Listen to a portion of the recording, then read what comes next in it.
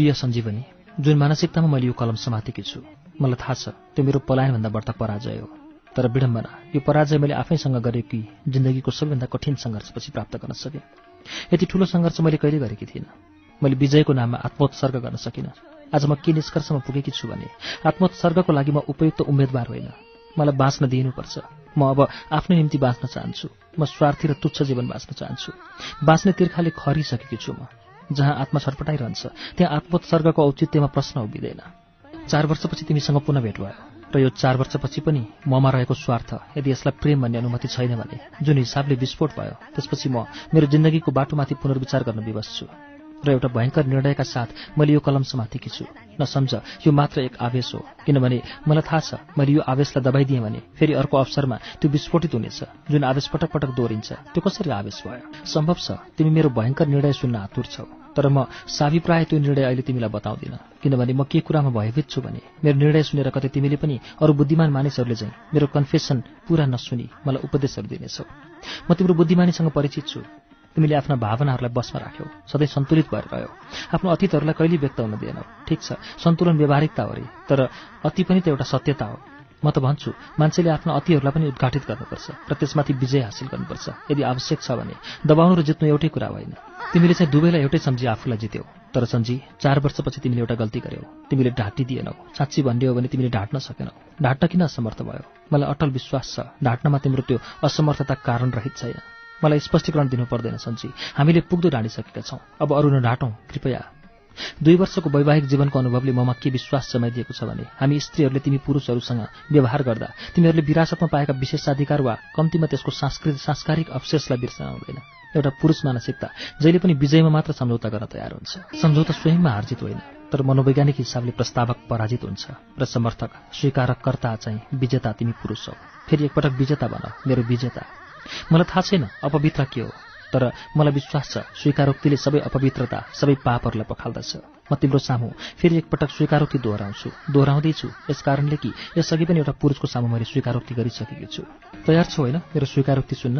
सञ्जी, आज जबकि हामी बीच एउटा दूरी छ, एउटा सिमाना छ, तिमी मेरो कन्फेसन सुन्न तयार छौ। जुन बेला यी ससाना र दूरीहरू थिएन, किन बहिरो भएको बहाना गर्यौ? भएको छाडौँ यी कुराहरू। हामी चाहेर पनि त बदल्न सक्दैनौँ अतीतलाई।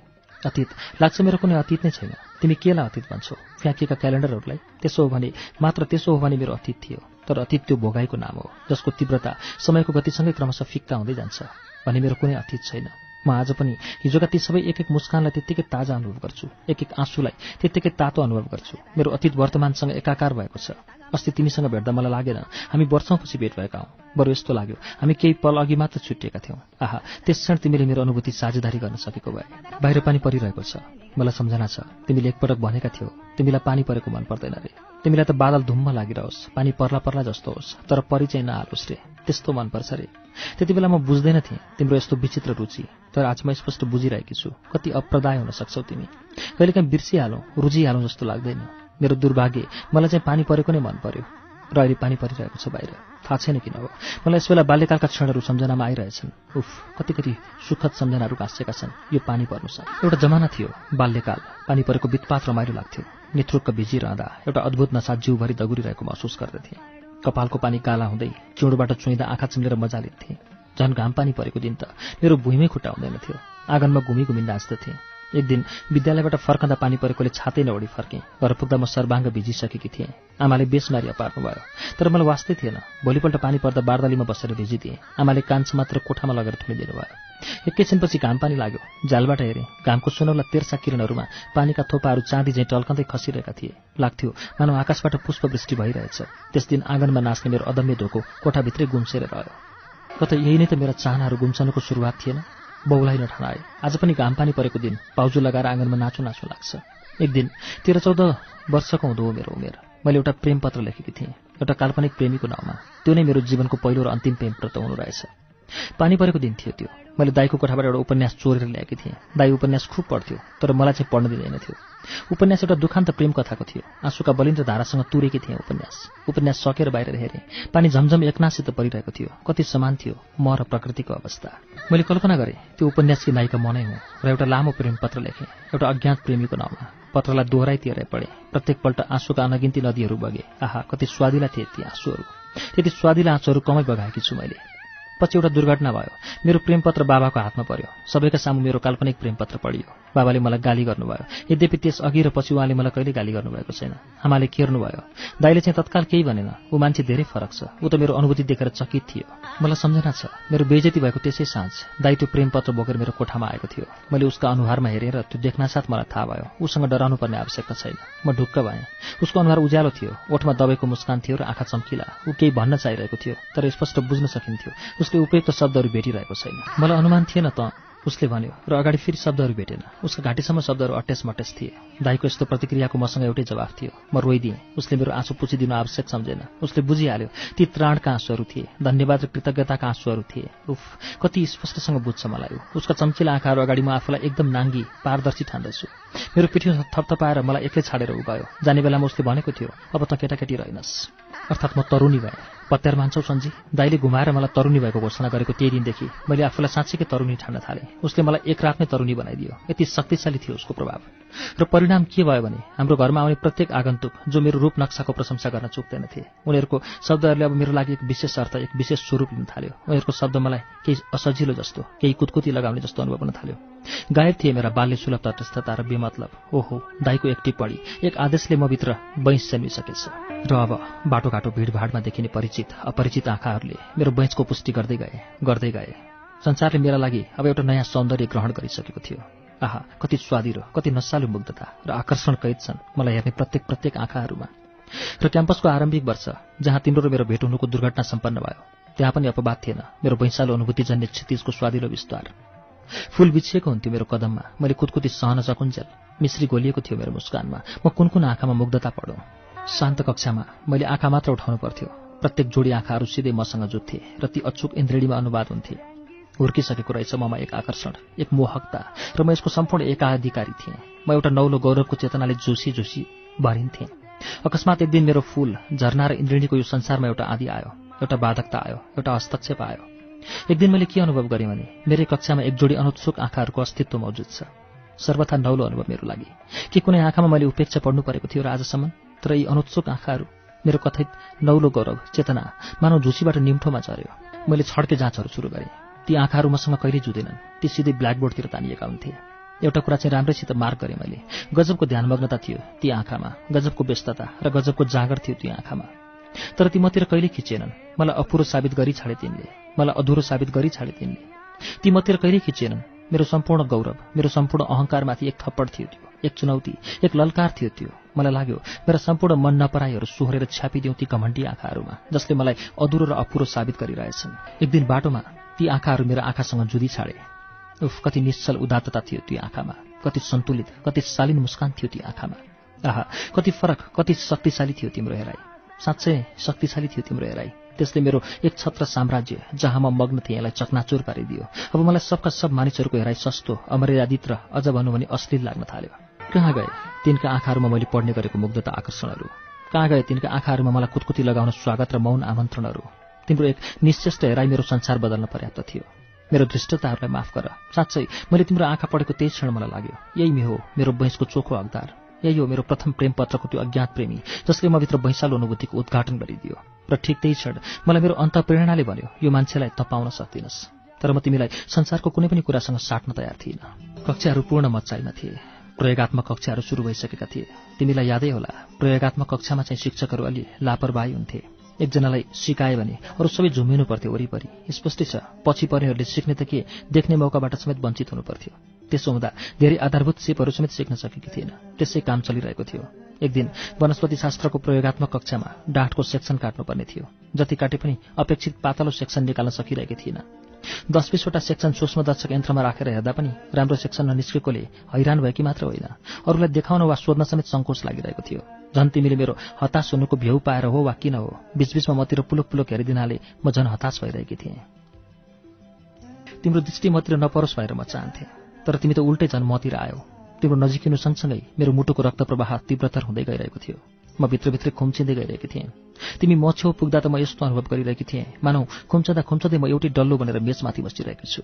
तिम्रो आँखाले मेरो आँखालाई हेरे, तिम्रो ओठले किञ्चित मुस्काउन खोजे। कति सुन्दर थियो तिम्रो त्यो अर्ध मुस्कान। तर त्यस क्षण तिम्रो त्यो मुस्कान मलाई डरलाग्दो लागिरहेको थियो। हो नि, सुन्दर वस्तु त हुन्छन् सबभन्दा डरलाग्दा। तिमी आयौ, डिसबाट सूर्यमुखीको डाँठ समात्यौ, मेरो हातको ब्लेड लियौ र नजानिदो दम्बसहित एउटा सेक्सन काटिदियौ। मैले आफ्नो गल्ती पहिलाएँ। मैले अहिलेसम्म ब्लेडको धारसँग समकोण पारेर सेक्सन काट्ने गरेकी थिएँ, जसले गर्दा कम बल पर्न गई कि त बाक्लो कि अलिक सेक्सन निस्कन्थ्यो।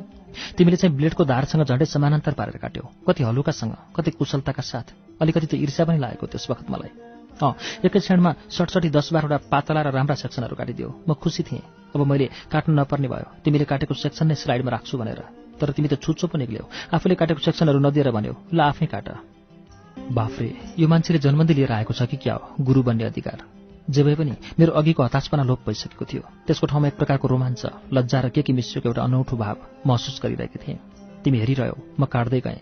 राम्रा सेक्सनहरू निक्लिए। म खुसीले रोमाञ्चित भएँ। यन्त्रचालित झैँ मेरा हातहरूले नजाने कति सेक्सनहरू काट्ने थिए। बिम्रो आवाजले मलाई सपनाबाट बिउजाइदियो। देखेँ मेरो औँलाबाट रगत बगिरहेको छ। सफलताको अनुभूतिले ममा एउटा उन्माद भरिदिएछ। म हराएछु। अर्कै चेतनामा म अनुभव गरिरहेकी थिएँ। सूर्यमुखीको डाँठ मेरो औँलाबीच चेपिएको छ र तिम्रो हात ब्लेड चलाइरहेछ।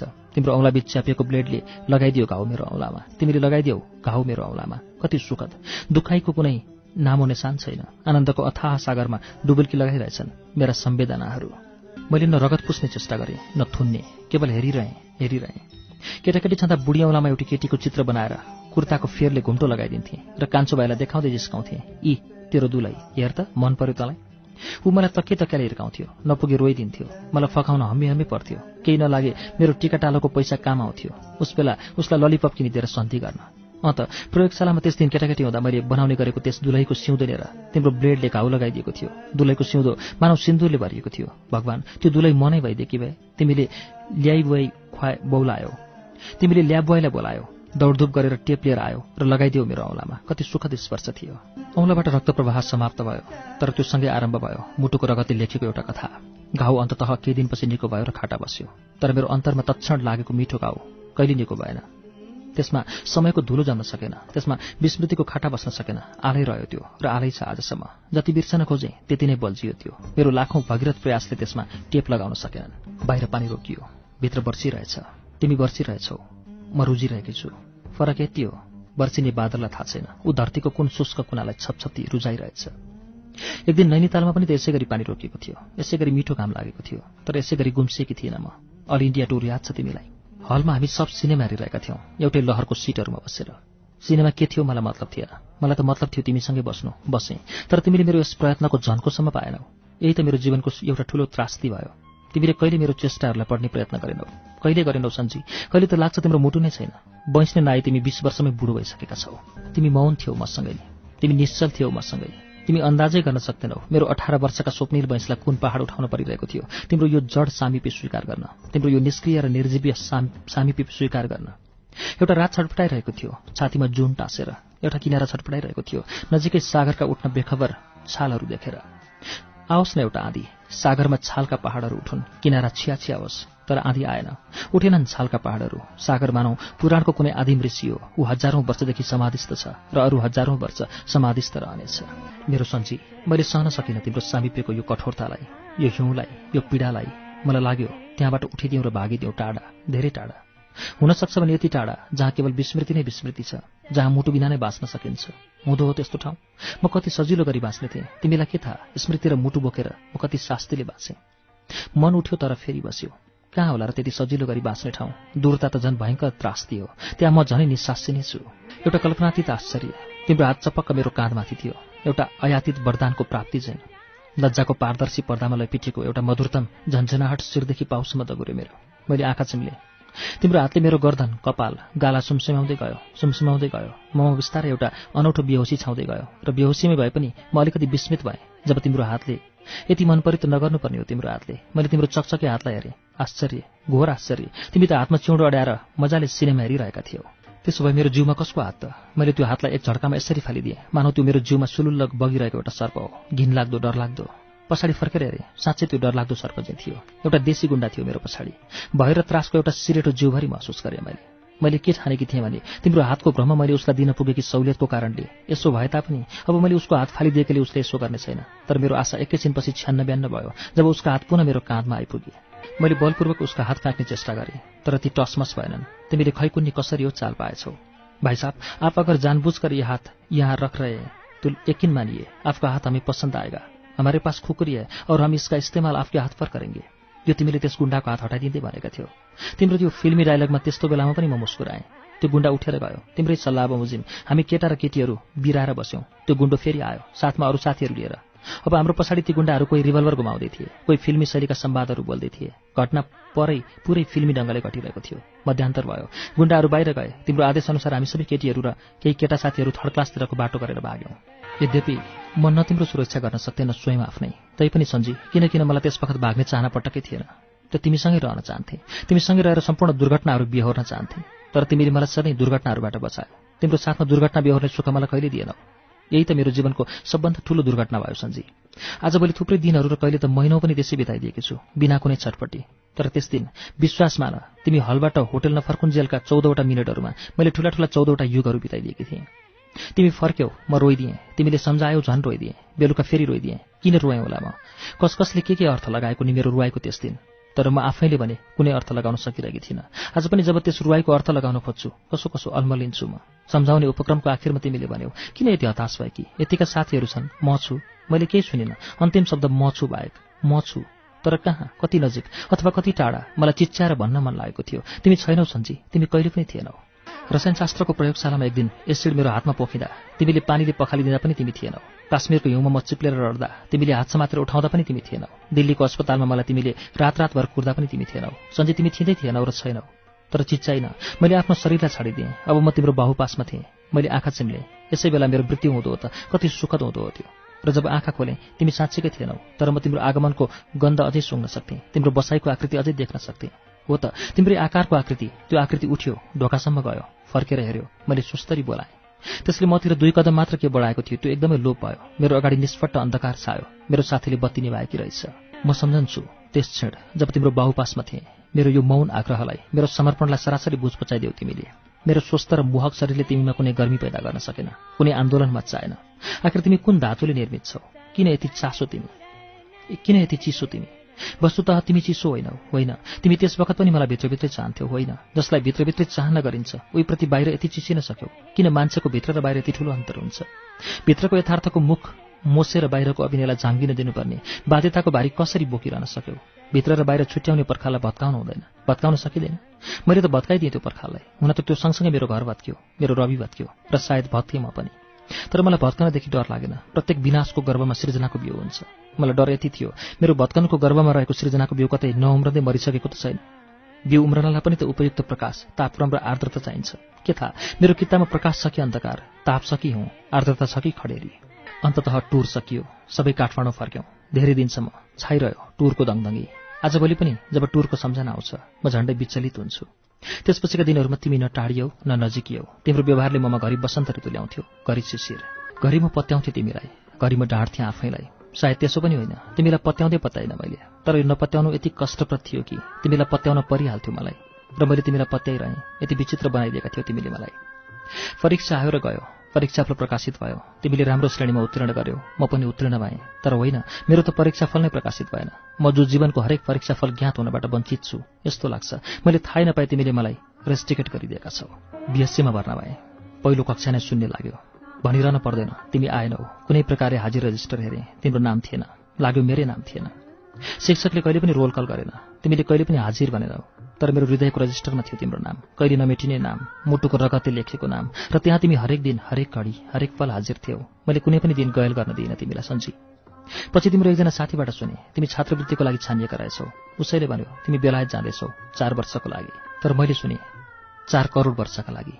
पछि फेरि त्यही साथीलाई भेट्दा कन्फर्मेसन आयो भनेर सोधेकी थिएँ। उसले भन्यो आएर पनि गइसक्यो। म अग्लो छाँगाबाट खसेँ। समय पनि कति कठोर भइदिन्छ कहिलेकाहीँ। होइन, कन्फर्मेसन मात्र गइसक्यो भने ऊ त सेन्ट्रल जेलमा छ अहिले, उसले भनेको थियो। जेलमा? तर किन? म पुनः अर्को छाँगाबाट खसेँ। उसले सबै कुरा बतायो। भोलिपल्ट आइतबार परेको थियो। मैले तिमीलाई भेट्न जाने निदो गरेँ। 1 युगपछि भोलि आयो। दौडिहालेँ सेन्ट्रल जेल। नियति पनि कस्तो विडम्बना, सिर्जना गर्न जान्दछ। जब तिमी स्वतन्त्र थियौ कहिले भेट भएन। जब तिमी जेल पर्यौ तब मात्र भेट भयो। आवश्यक विधि पूरा भएपछि बन्दीलाई भेट्ने ठाउँमा गएर तिमीलाई पर्खेँ। तिम्रो नाम पुकारियो। एउटा हलुका कम्पन जिउभरि महसुस गरेँ मैले। तिमी आएपछि के कुरा गर्ने? अलमल्ल परेँ म। मलाई केही सुझेन। के त म रित्तो भइसकेछु? कसरी हुन सक्छु म रित्तो? मसँग त्यति धेरै कुराहरू छन्, जन्मान्तर गरेर सकिन्न सायद। तर जुन कुरा मैले 1 महिना लामो भ्रमणको बेला भन्न सकिनँ, 2 वर्ष लामो अध्ययनकालमा भन्न सकिनँ, त्यो कुरा यो छोटो 10 मिनटमा भन्न सकिन्छ र? भन्न उपयुक्त ठाउँ हो र यो? मलाई डर लागिरहेको थियो। मैले अब यहाँ औपचारिकता बाहेक केही व्यक्त गर्न सकिनँ। व्याकुलता र अटेसमटेसका यी केही सेकेन्डहरू त्यसै बिति गए। गेटबाट तिमी निस्क्यौ। हेरेँ, उही चौडा छाती, उही उन्नत ललाट, उही चम्किला आँखा, उही मन हर्ने मुस्कान। दारी अलि बढेछ, कपालको अस्तव्यस्तता झन् सुहाएको थियो। सुकिलो नभए पनि काछे पारेर ओढ्ने ओढेको खुब खोलेको थियो। जति हेरे पनि कहिले अगाउन सकिन्न। मेरो सपनाको राजकुमार, म हेरेको हेरै भएँ। तिम्रो शब्दध्वनिले मलाई स्वादिलो तन्द्राबाट बिउजाइदियो। आरामै? कस्तो छ तिमीलाई? उल्टै मैले सोधेँ। बडो मस्तीमा छु। तिम्रो ठट्यौली स्वभाव जेलमा बस्दा पनि गएनछ। तिम्रो स्कलरसिप मिस भएछ। अफसोस लागेको छ। अफसोस जाहेर गरेँ मैले। साँच्चै अफसोस लागेको छ त? आँखामा आँखा जुधाएर तिमीले अर्थपूर्ण मुस्कानमा सोध्यौ। साँच्चै अफसोस लागेको छ त? के त्यसो भए? त्यसो भए मेरो तपस्या निरर्थक थिएन? मेरा जलन र छटपटी बेकारमा थिएनन्? मुस्किलले तिमीलाई हेर्न सकेँ। मैले शिर नेउराएँ। तर तिमी किन यति विघ्न अप्रत्यक्ष? किन यति विघ्न घुमाउरो? किन यति विघ्न जटिल?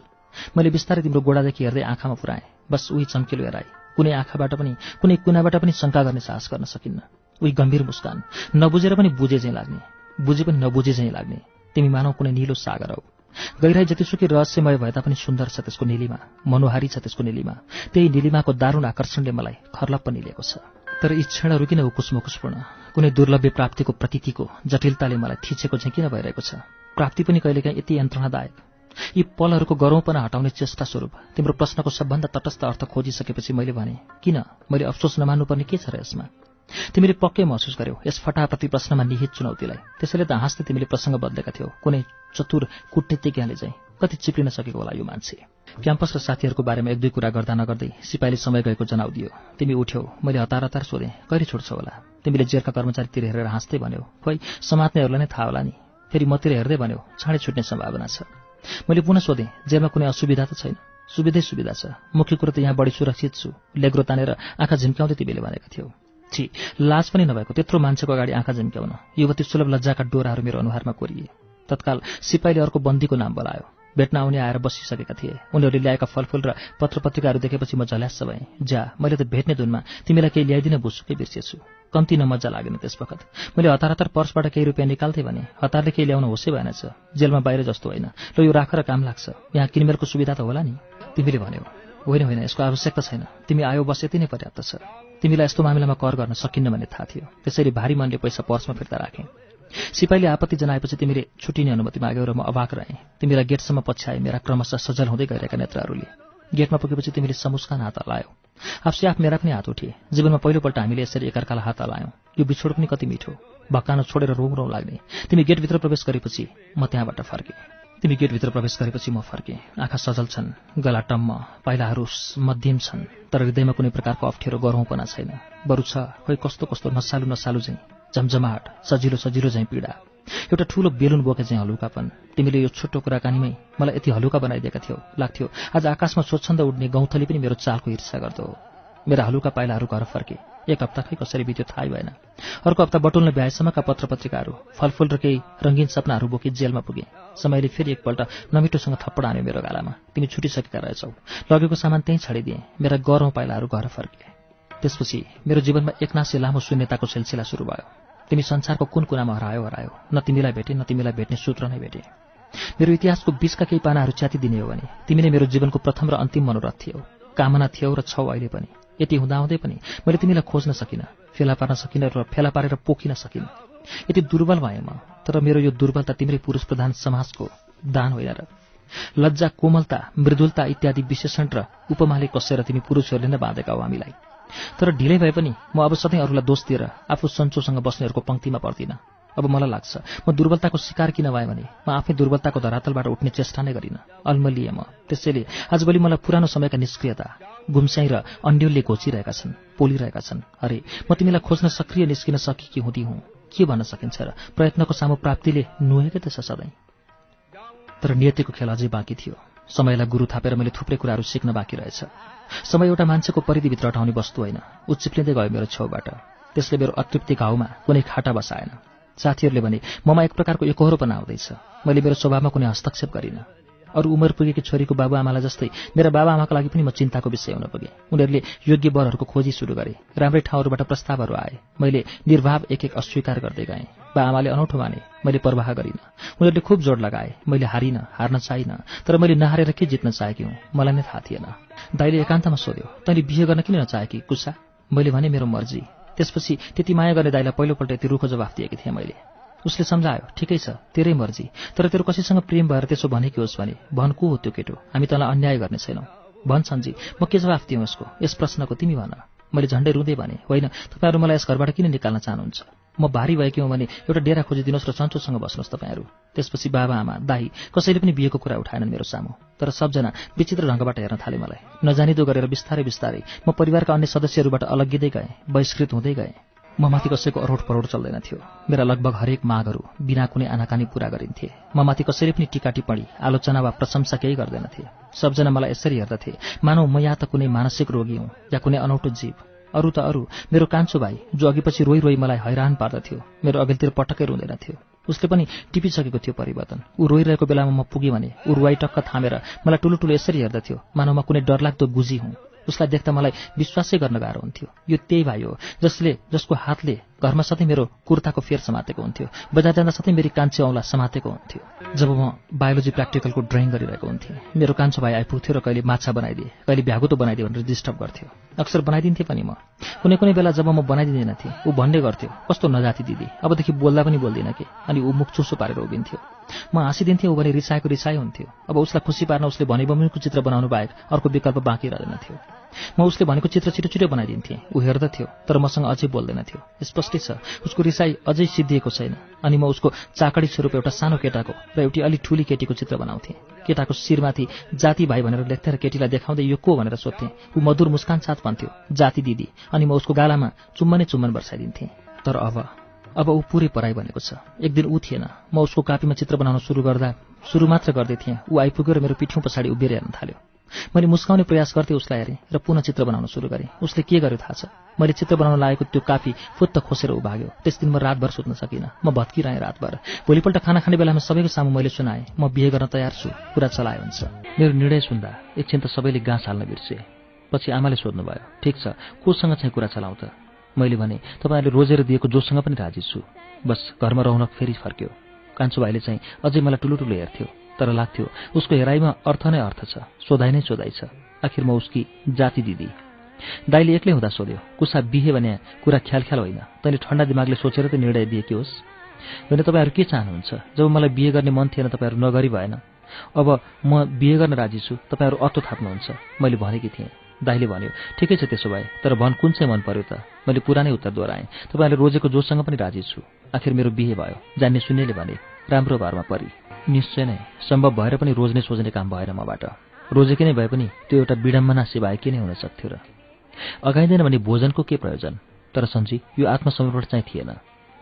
निश्चय नै त्यस रात कान्छो भाइ जो यति नजिक थियो उसको टाढिनुको हदले मलाई भत्कायो। तर भत्काउनु ममा त्यही दिनदेखि सुरु भएको हो, जुन दिन मैले दाइलाई पहिलोपल्ट रुखो जवाफ दिएकी थिएँ। मेरो किताको पारिवारिक स्नेह, ममता र प्रेमको जगको पहिलो ढुङ्गा त्यही दिन लड्यो। कान्छो भाइले त बस एउटा कम्पन ल्याइदियो र म धेरै भत्केँ। मान्छे आफ्नै मुटु र यसका वरिपरि घटित घटनाहरूबाट कति तटस्थ रहन सक्छ? सन्जी मेरो निर्णय एक रातको आकस्मिक निर्णय थिएन। धेरै रात, धेरै निद्राविहीन रातहरूको मन्थन थियो त्यो। रातभर केलाउँथेँ म आफूलाई, निफन्थेँ। ममा बिस्तारै मान्छेहरूप्रति उपेक्षा जाग्दै थियो, घृणा जाग्दै थियो। तर मन्थनपछि मलाई के लाग्यो भने मेरो उपेक्षा र घृणा अरूहरूप्रति थिएन, स्वयंप्रति थियो। यस्तो लागेपछि म आफैप्रति द्रवित भएँ। म आफैप्रतिको मायाको तिर्खाले यति खरिएँ। यसको उपज मेरो निर्णय थियो। मेरो मन्थन जति कष्टप्रद थियो त्योभन्दा कम कष्टप्रद थिएन मेरो निर्णय। परन्तु यो निर्णयपछि मैले आफूलाई हलुका अनुभव गरेकी थिएँ। यो मेरो निष्क्रियताको समाप्ति थियो, वा कमसेकम त्यस्तो सोचेकी थिएँ मैले। त्यसैले सायद म निष्क्रियताबाट मुक्ति चाहन्थेँ। मलाई मेरो गन्तव्यको भ्यू थिएन, तर मलाई त्यसको अस्तित्वमा विश्वास थियो। एउटा यात्रा मलाई कुरिरहेको हुनैपर्छ, यति हो। म बाटो खोज्न वा रोज्न अल्मलिरहेकी थिएँ, हिचकिचाइरहेकी थिएँ। अन्ततः मैले बाटो फेला पारेँ। त्यो मेरो निर्णय थियो। त्यो निर्णय मेरो हृदयको थिएन, मस्तिष्कको थियो। निश्चय पनि मेरो हृदय चलमलाउन खोज्थ्यो, तर उसलाई मैले निर्ममतापूर्वक कुल्चिदिएँ। मलाई मस्तिष्कको निर्णयको कल्याणकारितामा शङ्का थिएन, त्यसैले यो सम्भव भएको थियो। आखिर मैले चाहेकी के हो? मन्थनमा बारम्बार यो प्रश्न मेरो सामु उभिन्थ्यो। यस प्रश्नको उत्तर तिमी नभएको स्थानबाट म निकाल्न चाहन्थेँ। त्यसैले जब जब यो प्रश्न मेरो सामु उभिन्थ्यो म तिमीलाई बिर्सने चेष्टा गर्दथेँ, एउटा तीक्ष्ण पीडादायक चेष्टा। म यस पीडादायक भगीरथ चेष्टामा सफल भएँ कि भएन लेख्न चाहन्न, लेख्ने साहसै छैन।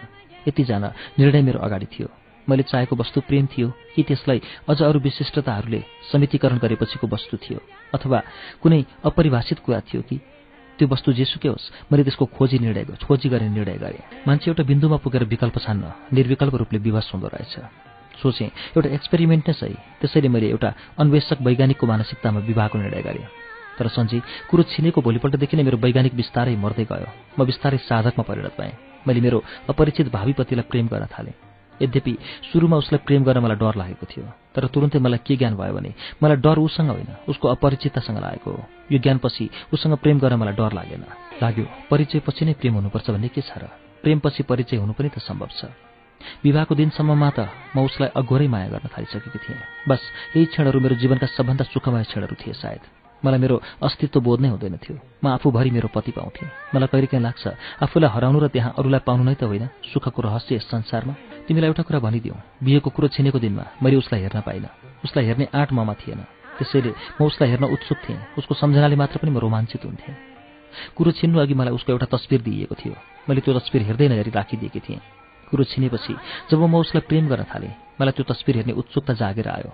त्यो तस्बिर हेर्न भनी निकाल्न मात्र के आँटेकी थिएँ। एउटा विचित्रको विचार आयो मनमा र अडिएँ। मैले सोचेँ म मेरो भावी पतिलाई विवाहको दिनमा मात्र हेर्नेछु।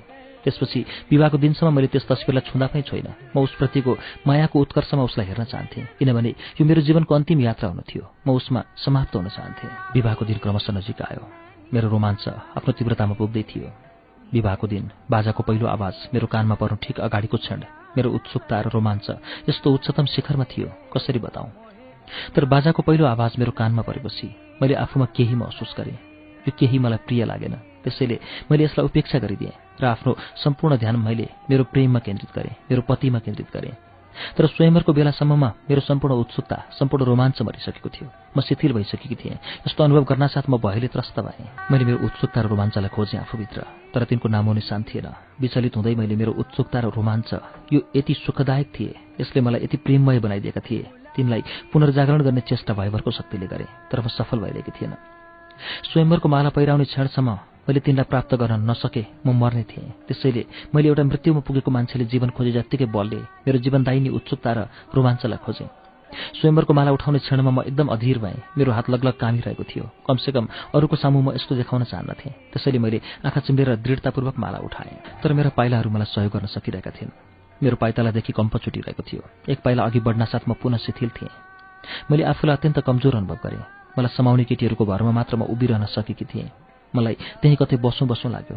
मलाई पानीको तिर्खा लागे जस्तो भयो। ईश्वर, यो कुन पापको सजाय हो मलाई?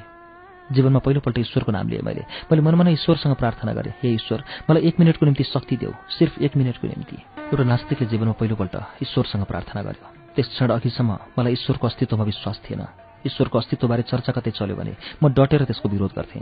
म ईश्वरलाई अज्ञानी मानिसहरूको कल्पना भन्दथे र धर्मलाई पाखण्ड भन्दथे। मलाई आफ्ना तर्कहरू बलिया लाग्दथे र तिनमा म पूरापूरी विश्वास र आस्था राख्दथे। तर त्यो क्षण ईश्वर बाहेक मेरो केही सहारा थिएन। मैले मनमा नै भने, ईश्वर, मैले तिम्रो निन्द्रा गरेर घोर पाप गरेकी छु, तर तिमी दयालु छौ, तिमी मलाई क्षमा गर, मेरा पापहरूलाई क्षमा गर, म मेरा सम्पूर्ण पापहरूको प्रायश्चित गर्छु। हे दयालु ईश्वर, मलाई शक्ति देऊ अहिले। अनि मैले पापको प्रायश्चित स्वरूप ओठको भित्री भागमा दाँतले बेस गरी टोकिदिएँ। पीडाले एकछिन म रन्थनिएँ, तर त्यसपछि मैले आफूमा केही शक्तिको सञ्चार भएको अनुभव गरेँ। मैले मनमा नै ईश्वरलाई धन्यवाद दिएर सुदृढ पाइला अघि बढाएँ। उसको सामु पुगेर म उभिएँ। मैले के आशा गरेकी थिएँ भने त्यस अपरिचित अनुहार जसलाई मैले त्यस क्षणसम्म देख्न पाएकी थिइनँ, उसलाई हेर्न मेरा पाइला उठ्दा नउठ्दै मेरा उत्सुकता र रोमाञ्च फेरि जाग्नेछन्। मैले उसलाई हेरेँ, मैले मेरो पतिलाई हेरेँ, मैले मेरो प्रेमलाई हेरेँ, मेरो गन्तव्यलाई हेरेँ, मेरो समाप्तिलाई हेरेँ। यद्यपि मैले आशा गरेको उत्सुकता र रोमाञ्चलाई मैले पाउन सकिनँ, तर म उसलाई हेर्न सकिरहेकी थिएँ। उसको मुन्द्रे कपाल, स्वस्थ र सफा अनुहार, उसको गाजल लगाए चाहिँ लाग्ने आँखा, ठूला कान, सुरुत्त परेको नाक र छाटिएको जुँगालाई म हेर्न सकिरहेकी थिएँ। त्यो अनुहार आकर्षक थियो र वस्तुतः त्यसलाई मैले पहिले कहिले देखेकी थिइनँ र पनि त्यो अनुहार मलाई परिचित चाहिँ लाग्यो। अनायास मेरो आँखाबाट आँसु रसाए। मैले ती आँसुलाई बुझ्ने चेष्टा गरेँ। ती आँसु प्रेमका थिए या त्राणका? ती आँसु प्रेमका थिएनन्, किनभने मैले त्यस्तो अनुभव गर्न सकिनँ, तर ती त्राणका पनि थिएनन्। ती आँसु प्रेम र त्राणका बाहिर कतैका थिए। वास्तवमा म त्यो परिचित चाहिँ लाग्ने अपरिचित अनुहारप्रति द्रवित भएकी थिएँ। स्वयंवर सम्पन्न भयो। विदाईको बेला म कान्छो भाइ र दाईसँग भेटिन चाहदिन थिएँ। थाहा छैन किन हो, म तिनीहरू दुवैमा तिम्रो स्मृति जोडिएको पाउँछु। दाई अनौठोको छ, हरेक कुराको तहमा पुग्ने कोसिस गर्छ ऊ। त्यो त्यही दाइ थियो जसले मैले कसैको नाम बताएको खण्डमा मलाई अन्याय नगर्ने वचन दिएको थियो, जसले मेरो विवाहको निर्णयमा ठण्डा दिमागले सोचेर त्यो निर्णय दिएकी होस् भनेर शङ्का व्यक्त गरेको थियो। म तिम्रो सम्पूर्ण स्मृतिबाट मुक्त हुन चाहन्थे, त्यसैले विदाईको बेला उसँग सामना गर्न नपरोस् भनेर कामना गरेकी थिएँ। तर मलाई दुलाहाको कारमा चढाउने उही थियो। अन्तिम क्षणमा उसले भनेको थियो, तेरो सुन्दर जीवनको लागि शुभकामना। उसका आँखा रसाएका थिए र ऊ मुस्काउने चेष्टा गर्दै थियो। उसको शब्दलाई मैले मन नपराउने प्रयास गरेँ, किन हो ती शब्दहरूमा तिम्रो स्मृतिको गन्ध भए चाहिँ मलाई लाग्यो। मैले भन्न चाहेको अर्कै कुरा थियो, तर भने मेरो व्यवहारलाई क्षमा गरिदिनुहोला, मैले तपाईँहरू फर्केट्दिम। अब भविष्य तेरो अगाडि छ, मलाई विश्वास छ मेरो बहिनीको जीवन मेरो बहिनी जत्तिकै सुन्दर रहनेछ। उसले बिचैमा भनेर दुलापट्टि फर्केर मुस्काउँदै भन्यो, हजुरलाई पनि नयाँ जीवनको बधाई र शुभकामना। बाटोभरि मैले मेरो पतिलाई हेर्न सकिनँ, यद्यपि ऊ मलाई मन परेको थियो। सुहागरातमा जब म एक्लै सजाइएको कोठामा मेरो पतिको प्रतीक्षामा थिएँ, तिमी आयौ मनमा। पहिलोपल्ट मलाई तिम्रो स्मृति नमिठो लाग्यो। अब तिम्रो स्मृतिमा अपवित्रताको गन्ध मिसिएको जस्तो लाग्न थाल्यो। मैले तिमीलाई मनबाट हटाएर ढोकातर्फ ध्यान लगाएँ। बाहिर बसेको पच्चाप सुनियो, सम्भवतः मेरो पतिको थियो। पच्चाप क्रमशः बढ्दै गयो। मैले फेरि पुरानै उत्सुकता र रोमाञ्च अनुभव गरेँ, किन हो मैले फेरि स्वयंवर सम्झेँ। सहसा मलाई के लाग्यो भने उसको प्रत्येक पच्चाप सँगसँगै मेरो उत्सुकता र रोमाञ्च बढ्दै जानेछ र उसको प्रथम स्पर्श अघि नै म पहिले चाहिँ शिथिल हुनेछु। मलाई बचाउको लागि के सुझ्यो भने म उसलाई बिस्तारै बिस्तारै होइन, बरु एकदम अचानक अनुभव गर्नेछु। त्यसैले मैले ध्यान पच्चापहरूबाट हटाएर आफ्ना औँलाहरूमा लगाएँ। मेरो दृष्टि मेरो बुढी औँलाको धेरै पहिले हराइसकेको खतमा पर्यो।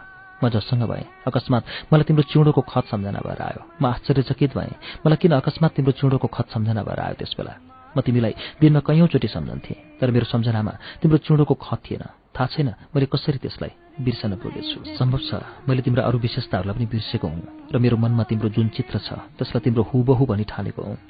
तर मलाई सबभन्दा आश्चर्य केमा भयो भने यस क्षण अकस्मात तिम्रो चिउँडोको खत किन सम्झेँ।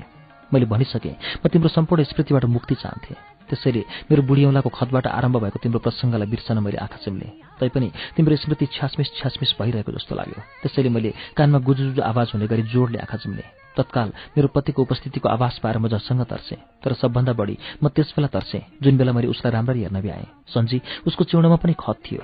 त्रास, आश्चर्य र उत्तेजना सम्मिलित विद्युतका झट्काहरू अनुभव गरेँ मैले। सहसा मलाई ज्ञान भएर आयो, किन स्वयंवरमा मेरो पतिलाई पहिलोपटक देख्दाखेरि नै उसको अनुहारमा मैले परिचितताको आभास पाएकी थिएँ।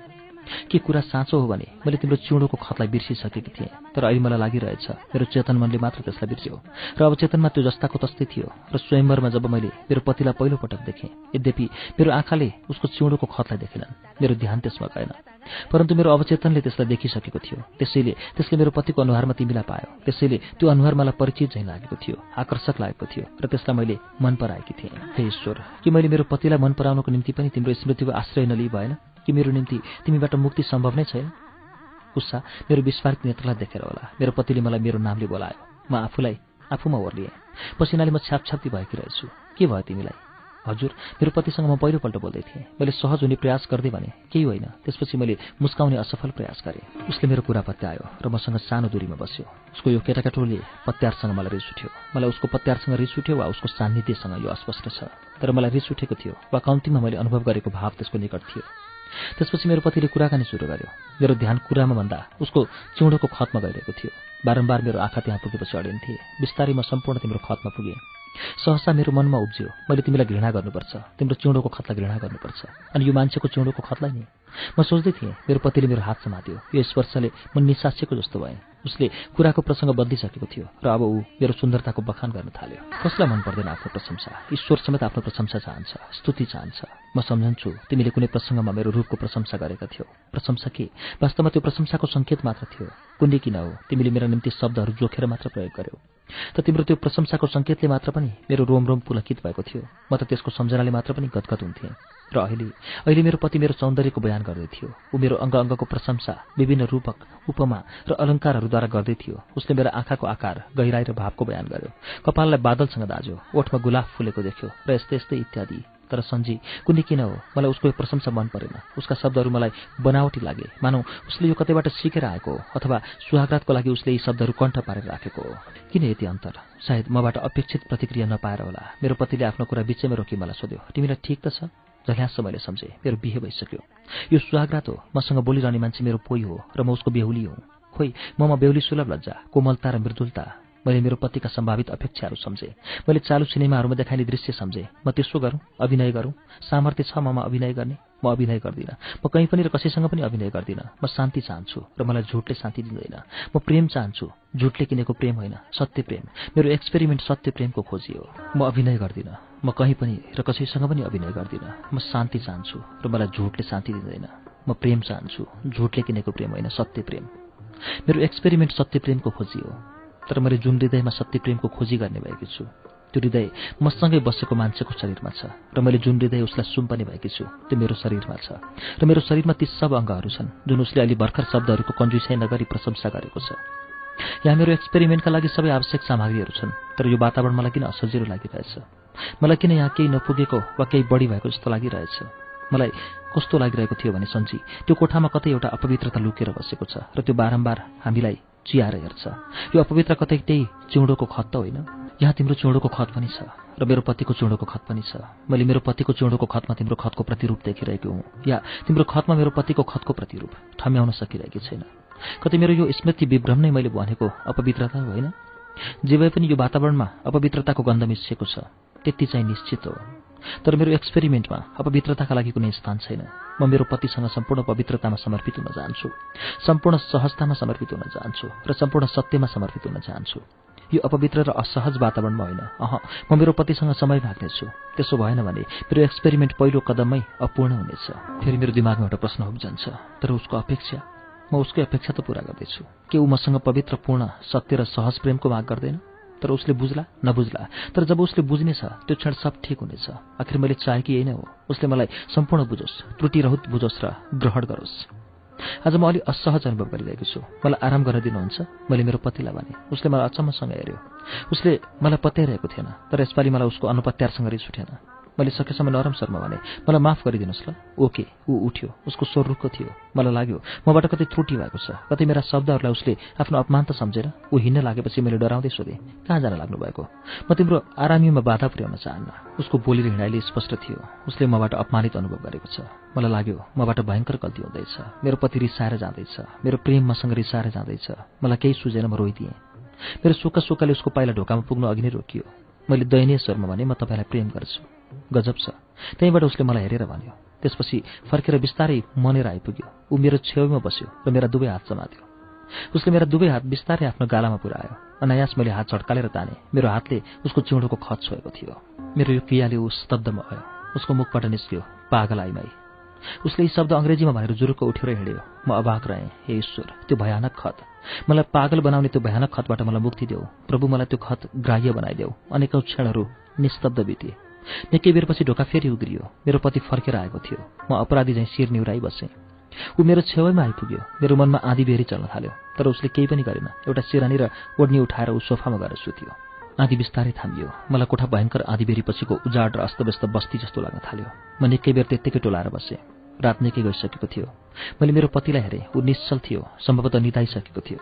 सहसा मलाई लाग्यो मैले घोर अपराध गरेकी छु। त्यो सोफामा सुतिरहेको मेरो पति, जसको केही दोष छैन, उसलाई मैले अनाहकमा चोट पुर्याएकी छु। एउटा भयङ्कर अपराध बोधले म थिचिएँ। म बिस्तारै उठेर सोफातिर बढेँ। मेरो पतिको छेउमा पुग्दा नपुग्दै म पसिनाले लथपथ भइसकेकी थिएँ। म त्यहाँ उभिरहन सकिनँ र भुइँमै बस्न पुगेँ। मलाई मन लाग्यो उसलाई बिउजाउँ, उसँग माफी मागौँ र मिठा मिठा कुरा गरौँ। मैले मनमा नै भने, मेरो राजा, मैले तिमीलाई चोट पुर्याएँ, मलाई माफ गर मेरो प्रेम। त्यसपछि म उसको गोडामा निधार अड्याएर रोएँ। रुँदा रुँदै झकाएकी के रहेछु। मेरो पतिले मलाई बिउजायो। म नराम्रोसित तर्सिएँ, मानौ चोरी गर्दै म पक्रिएकी छु। के तमासा हो यो? मेरो पतिको स्वरमा रुखोपन कायमै थियो। केही बेर मौनतामा बिते। एउटा कुरा सोधौँ? मेरो पतिको स्वर अब केही नरम भएको थियो। यो विवाह तिम्रो राजी खुसीले भएको हो? मलाई लाग्यो अब पनि म मौन रहेँ भने मेरो पति एउटा अघोर भ्रममा पर्नेछ। मैले भन्न चाहेँ, होइन मेरो प्रेम, यहाँ राजी खुसीको प्रश्नै छैन। म त तिम्रै खोजीमा आएकी हुँ। तर मेरो मुखबाट निस्केको यति थियो, हो। म केही बुझिरहेको छैन। त्यसपछि मेरो पति सिरानी र ओढनी उठाएर बिछोनामा गइपल्ट्यो। जानु अघि उसले मलाई क्षणभर हेरेको थियो, मानव ऊ मलाई भनिरहेको थियो, इच्छा छ भने मसँगै आउन सक्छौ। तर म उठ्न सकिनँ। म यस्तो अनुभव गर्दै थिएँ मानव मेरो जरा त्यही भुइँमा गाडिएको छ। केही बेरपछि मैले मेरो पतिलाई हेरेँ। ऊ मतिर पिठ्यौँ पर्ने गरी कोल्टे परेर सुतेको थियो। मैले मनमा नै भने, मसँग रिसायो राजा। त्यसपछि मैले कल्पना गरेँ म बिछोनामा पुगेँ र उसको छेउैमा बसेँ। ऊ मतिर फर्क्यो, तर उसले अझै आँखा चिम्लेको थियो। मैले उसको कपाल मुसारेँ। उसले मलाई तान्यो। मैले नुहेर उसको ओठमा मही खाएँ। म फेरि तर्सेँ। मलाई लाग्यो मैले उसको ओठमा मही खाँदा मेरो चिउँडोले उसको चिउँडोमा छोएको छ, चिउँडोको खतमा छोएको छ। रात बिना कुनै घटना बितेर गयो। सधैँभरि मेरो प्रेममा त्यो चुँडोको खत बाधक बनिरह्यो। जस्तै कमनीय क्षणमा पनि मेरो पतिको त्यस खतमा मेरो ध्यान जानासाथ ममा एउटा अनौठो परिवर्तन आउँथ्यो, शिथिलता आउँथ्यो र हाम्रो प्रेम यान्त्रिक क्रियाकलाप प्राय हुन जान्थ्यो। मेरो पति चाहिँ यस्तो अनुभव गर्थ्यो गर्दैन थियो थाहा छैन। जे होस्, समय बित्दै गयो र बिस्तारै मेरो पतिको चुँडोको खत मलाई बानी पर्दै गयो। हुँदा के भयो भने बिस्तारै त्यो खत मलाई मन पर्न थाल्यो। यस्ता क्षण समेत आए, त्यसैले नै मलाई निसङ्कोच बनाऊ चरमोत्कर्षमा पुर्याउँथ्यो। मेरो पतिको चुँडोको त्यो खत देख्दा ममा एक विशेष प्रकारको उत्तेजना आउँथ्यो, लगाव आउँथ्यो। के त ईश्वरले मेरो प्रार्थना सुने त्यसो भए? के त उसले मलाई मेरो पतिको चुँडोको खत ग्राह्य बनाइदियो? होइन सजी, उसले मेरो प्रार्थना सुनेन। चुँडोको त्यो खत छुने हिम्मत मैले कहिल्यै गरिनँ। उसले मेरो पतिको चुँडोको खत मलाई ग्राह्य बनाइदिएन मात्र होइन, बरु उसले मेरो पति र चुँडोको खतलाई समेत पृथक बनाइदियो। उसले मेरो पति र चुँडोको खतबीच यति ठुलो दूरी सिर्जना गरिदियो कि चुँडोको खतलाई हेर्दा म मेरो पतिलाई देख्दैन थिएँ। म मेरो पतिलाई देख्दैन थिएँ, त्यसैले मेरो लागि ऊ सधैँ अपरिचित रह्यो र मैले उसलाई प्रेम गर्न सकिनँ। तर म उसलाई प्रेम गर्न चाहन्थेँ, उसलाई मेरो पूजा बनाउन चाहन्थेँ, सर्वस्व बनाउन चाहन्थेँ। भनिहालेँ नि, म उसमा गएर टुङ्गिन चाहन्थेँ। मैले किन उसलाई प्रेम गर्न सकिनँ? मलाई एक दिन लाग्यो, मैले किन उसलाई प्रेम गर्न सकिनँ भने उसले मलाई प्रेम गर्छ भन्ने कुरामा मलाई अझै विश्वास छैन। के त ऊ मलाई प्रेम गर्दैन? एक दिन मैले उसलाई सोधेँ, तपाईँ मलाई प्रेम गर्नुहुन्छ? उसले हाँसेर भन्यो, शङ्का छ? कति मिठो उत्तर। तर अझै मैले अपेक्षा गरेको उत्तर पाएको जस्तो लागेन। मैले फेरि सोधेँ, किन प्रेम गर्नुहुन्छ मलाई? कहिले ऐनामा निहालेर हेरेकी छौ आफूलाई? वास्तवमा तिमीलाई पहिलोपटक देख्दै म तिम्रो सुन्दरतामा मोहित भएको थिएँ। मेरो पति मलाई प्रेम गर्दथ्यो किनभने ऊ मेरो सुन्दरतामा मोहित भएको थियो। तैपनि मलाई अझै कता कता अभाव अनुभव हुन्थ्यो, कता कता रिक्तता अनुभव हुन्थ्यो। त्यो अज्ञात रिक्तताले मलाई रात दिन पीडा दिन्थ्यो। आखिर के थियो त्यो रिक्तता? एक दिन मैले त्यो रिक्ततालाई पहिलाएँ। मेरो पति मलाई प्रेम गर्छ, मेरो शरीरलाई प्रेम गर्छ, ऊ मेरो आँखाको बान्कीलाई प्रेम गर्छ, मेरो नाकको अनुपातलाई, मेरो ओठको आकारलाई, मेरो गालाको रौनकलाई, मेरो कपालको लम्बाइलाई, मेरो वक्षको उभारलाई, मेरो कम्मरको नापलाई, मेरो हात पाखुराको सुडौलतालाई इत्यादिलाई प्रेम गर्छ। तर मेरो आत्मालाई, मेरो हृदयलाई, के ऊ मेरो हृदयलाई त्यसमा लागेको अतीतको छापसहित प्रेम गर्छ? प्रश्न अनुत्तरित थियो। यही थियो त्यो अज्ञात रिक्तता जसले मलाई रात दिन पीडा पुर्याइरहेको थियो। प्रश्न अनुत्तरित किन थियो भने मैले मेरो हृदय मेरो पतिबाट अझै अस्पृश्य अदृश्य राखेकी थिएँ। ऊ अनभिज्ञ थियो यससँग। मैले मेरो हृदयमा मेरो पतिको स्पर्श आलोक दिनुपर्छ, अनि पो उसले मलाई, मेरो हृदयलाई, मेरो आत्मालाई प्रेम गर्न सक्छ। म मेरो पतिको सामु मेरो हृदय उदाङ्ग पारेर राखिदिन आतुर भएँ। म अब अरू पर्खिन सक्दिन थिएँ, परन्तु एक मन लाग्थ्यो, जुन व्यक्ति, जुन प्रसङ्ग, जुन स्थितिको अब मेरो जीवनमा कुनै स्थान छैन, तिनीहरूसँग मेरो पतिलाई परिचय गराउनुको के प्रयोजन? त्यस बिना पनि त काम चल्न सक्छ। तर अर्को मन भन्थ्यो, यो गैर इमान्दारी हो। त्यसमाथि त्यसै बिना म त यो भयङ्कर रिक्तता भोगिरहेको छु। त्यसै बिना त मेरो प्रेम अपूर्ण भइरहेछ, आंशिक भइरहेछ। मेरो पति मलाई शारीरिक तहमा प्रेम गर्छ, तर के उसको मानसिक तहको प्रेम बिना मलाई तृप्ति मिल्छ? त्यो बिना के मेरो यात्रा पूर्ण हुन सक्छ र? एक सुमधुर रात मैले मेरो पतिलाई मेरो अतीतसँग परिचय गराएँ, जसपछि मैले ठानेकी थिएँ मैले मेरो यात्राको सफल पूर्ण विराम पाउनेछु। आरम्भसम्ममा पनि ममा हिचकिचाहट र अस्थिरता बाँकी नै थियो, तर सोचेँ मैले मेरो पतिबाट पूर्ण, अखण्डित र सत्य प्रेम पाउनु छ। यसको निम्ति मैले उसको सामु नग्न रूपमा प्रस्तुत हुनैपर्छ। उसले मलाई सम्पूर्ण चिन्नै पर्छ। अनि म उसको सामु नाङ्गिएँ, बेहिचकिचाहट र सुदृढताका साथ। म कस्तो अनुभव गर्दै थिएँ भने मलाई निर्निमेष सुनिरहने मेरो पति ईश्वर हो र म ईश्वरको सामु अभिस्वीकार गर्दैछु। मैले मेरो ईश्वरको सामु अभिस्वीकार गरेँ आफूलाई। यो अभिस्वीकारको समाप्तिमा मलाई के विश्वास थियो भने अब मेरो पतिको सुन्दर आँखामा केही थोपा पवित्र आँसुहरू छल्किनेछन्। बिस्तारै उसले मलाई संसारको सबैभन्दा न्यानो, सबैभन्दा शीतल, सबैभन्दा कोमल र सबैभन्दा बलिष्ठ उसको बाहुपासमा बान्दैछ र भरिएको गलामा भन्दैछ, मेरो अन्वेषिके, म तिमीलाई सम्पूर्ण पवित्रताका साथ ग्रहण गर्दछु अनि म उसको उष्ण बाहुमा सम्पूर्ण पग्लनेछु। मेरो कायाकल्प हुनेछ, म उसमा सम्पूर्ण समर्पित हुनेछु। एउटा एकदमै नयाँ, भव्य र सुन्दर संसारमा हाम्रो एकात्म हृदयले प्रवेश गर्नेछ, जहाँ संशय, अपूर्णता, अभाव, अतृप्ति केही हुने छैन, जहाँ मेरो आत्माको कुना कुनाबाट एउटै गीत प्रस्फुटित हुनेछ, युरेका युरेका। परन्तु नियतिलाई यो स्वीकार्य थिएन। मैले मेरो कुरा टुङ्ग्याएको केही क्षणपछि मेरो पतिले सोध्यो, त्यो मान्छेसँग तिम्रो शारीरिक सम्बन्ध थियो? मानौ एक जोरदार थप्पड मेरो गालामा बज्रियो, मानौ एक लात्ती बज्रियो मेरो कोखमा। म तुइएँ। मैले मेरो पतिको अनुहारमा हेरेँ। त्यो अनुहार मलाई अत्यन्त कुरूप, अत्यन्त घृणाजनक लागिरहेको थियो। के त मेरो पति मलाई शारीरिक तराजुमा जोखेर हेर्छ? उसको निम्ति म एउटा स्वास्नी मान्छेको शरीर बाहेक केही पनि होइन। मेरो पति अहिले के जान्न चाहिरहेको थियो भने मेरो शरीर चोखो त छ, कति त्यसलाई कुनै पुरुषले बिटुल्याएको त छैन? घृणाको एउटा असाध्य तीव्र ज्वार उठ्यो। यही घृणाको दुर्दमनीय आवेशमा मैले भने थियो। त्यसपछि मैले मेरा पतिसँग कहिले सोधिनँ, तपाईँ मलाई प्रेम गर्नुहुन्छ भनेर। मैले यो यसकारण नसोधेकी होइन कि यो प्रश्न सोध्न मेरो बिछोनामा उपाय हुँदैन थियो। यसकारण पनि होइन कि म प्रति अक्सर उपेक्षा देखाउने प्रयासमा रहने, उसको केही असन्तुष्ट झैँ, केही आहत झैँ देखिने अनुहारसँग म डराउँथेँ। बरु यसकारण कि उसले यसको उत्तर दिइसकेको थियो। उसले त्यही प्रश्न फेरि दोहोऱ्याएर सोधेको थियो, साँच्चै त्यो मान्छेसँग तिम्रो शारीरिक सम्बन्ध थियो? उसले मलाई शारीरिक तराजुमा जोख्ने यो प्रश्न जुन आहत र निराशाको स्वरमा दोहोऱ्याएको थियो, त्यसले मेरो पहिलोपटक बोलेको झुटोको किञ्चित विकसित आत्मग्लानी पनि हरायो। उसलाई आहतै राख्ने कुत्सित अभिप्रायले स्पष्ट झर्कोको साथ मैले भने, मैले भनिसकेँ।